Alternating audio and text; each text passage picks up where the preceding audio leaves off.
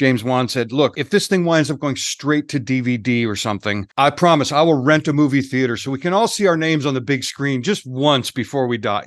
Of course, it opened at the Grauman's Chinese Theater in the big room, and it was now it's a global juggernaut. Obviously, every time a new movie in a franchise like this comes out, you go back to the first one and revisit it.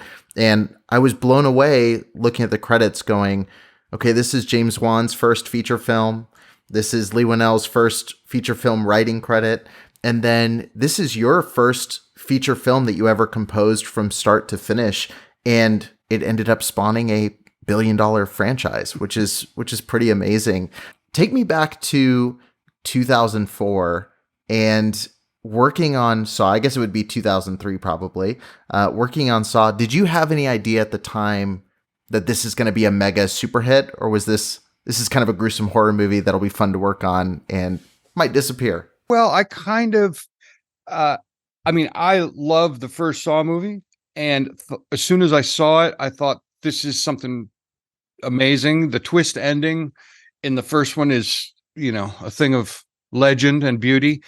And the fact that it was my first feature and that it was James and Leigh's first feature and that it was kind of an outsider sort of production, an indie production, that didn't really alarm me or make me think, oh, this thing will never see the light of day or whatever. Because I felt it was a super strong movie with a great cast. And I love seeing, Danny Glover's role is not typical for him in his career. And I love seeing, and same with Cary Elwes, that's not typical role for him.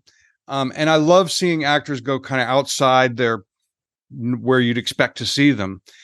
So I thought it was a really cool story, amazing twist, great cast, and a very gritty kind of art direction and cinematography. And it had all the kind of ingredients that I like to see in a movie. That said, you never know if something's going to find its audience, whether it's a record that you slaved on for years or a movie, or when you've done your best work and when you think something is good, but there's a million slips betwixt the cup and the lip. There's a million reasons why a movie or a record or any piece of art might not find its audience or hit the cultural zeitgeist vibe at the right angle. And I do remember at one point, as we were finishing it up, James Wan said, look, if this thing winds up going straight to DVD or something, I promise I will rent a movie theater so we can all see our names on the big screen just once before we die.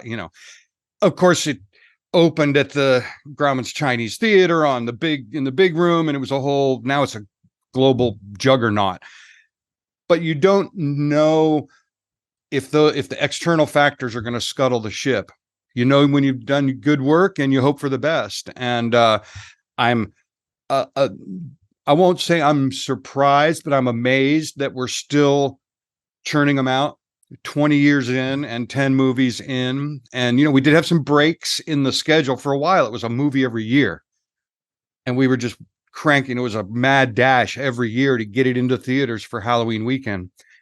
Now it's a little more relaxed of a schedule, which suits me. But I'm always amazed that it was able to really strike a chord with the fans, and it's carved out its own little weird niche within the horror and thriller genre. And I just love that fans are still on board after all these years.